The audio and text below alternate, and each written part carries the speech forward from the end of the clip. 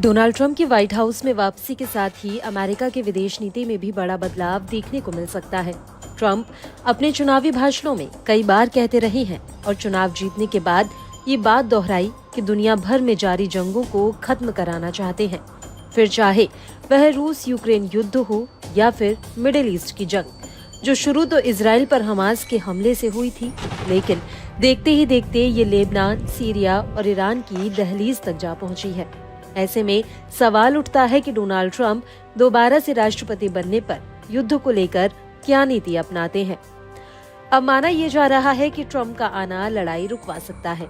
ये अंदाजा हवाई नहीं, बल्कि पिछले कार्यकाल में ट्रंप कई ऐसे देशों को हाथ मिलाने पर विवश कर चुके हैं जो आपस में कट्टर दुश्मन थे।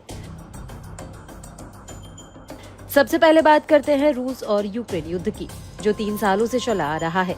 चुनावी कैंपेन के दौरान भी ट्रंप ने लड़ाई का जिक्र करते हुए इसे रुकवाने की बात की थी। ऐसा काफी हद तक संभव है और अगर युद्ध ना भी रुके तो भी ट्रंप के कहने पर मॉस्को और कीव दोनों के बीच सीज फायर तो हो ही सकता है।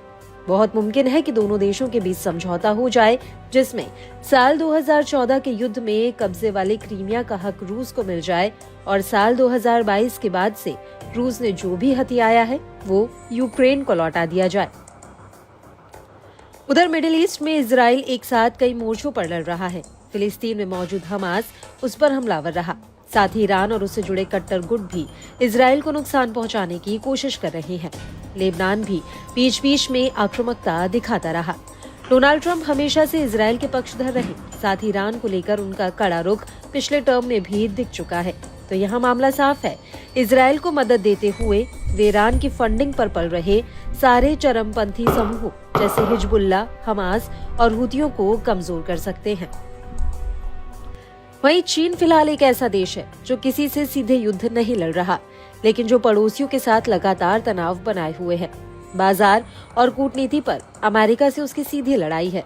डोनाल्ड ट्रंप ने अपने पिछले कार्यकाल में चीन को साधने के लिए कई नीतियां बनाई थी ताकि उसकी आक्रामकता कुछ हद तक कम हो सके।